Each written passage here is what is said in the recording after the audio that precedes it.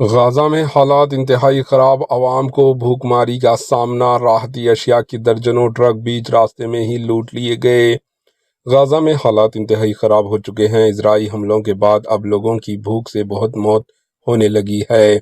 اقوام متحدہ کے سیکریٹری جنرل اینٹونیو نے کہا کہ غزہ میں اس وقت سب سے خراب وقت کا سامنا کر رہے ہیں۔ اسرائیل نے لمبے وقت کی پابندی کے بعد جب غزہ کے لیے راحتی اشیاء والے ٹرکوں کو جانے کی اجازت دی تو درجنوں ٹرک راستے میں ہی لوٹ لیے گئے۔ بھوک اور پیاس کے شکار لوگوں نے راحتی اشیاء والے ٹرکوں کو لوٹ لیا۔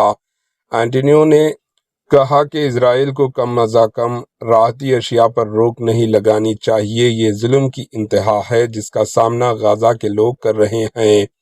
انہوں نے کہا کہ حال ہی میں اسرائیل نے 400 ٹرکوں کی اجازت دی تھی، حالانکہ ان میں سے 115 ہی غزہ پہنچے۔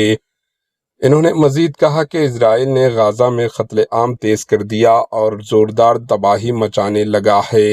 اسی درمیان ورلڈ فوڈ پروگرام نے جمعے کے روز جانکاری دی کہ گزشتہ شب جنوبی غزہ میں 15 ٹرک لوٹ لیے گئے۔ لوگوں میں زبردست فاقہ کشی ہے۔ ایسے میں لوگوں کو بھروسہ نہیں ہے کہ راحتی اشیاء کے مزید ٹرک آئیں گے۔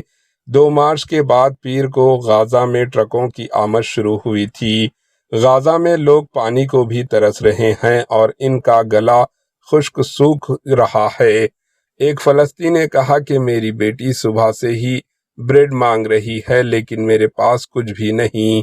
دوسری طرف اسرائیلی فضائیہ نے جمعے کو غزہ پٹی میں 75 سے بھی زائد ٹھکانوں پر حملہ کیا۔ اسرائیلی دفاعی IDF نے یہاں جاری بیان میں دعویٰ کیا کہ اس کی فضائیہ نے جنگجوؤں کے 75 سے بھی زائد ٹھکانوں کو تباہ کر دیا۔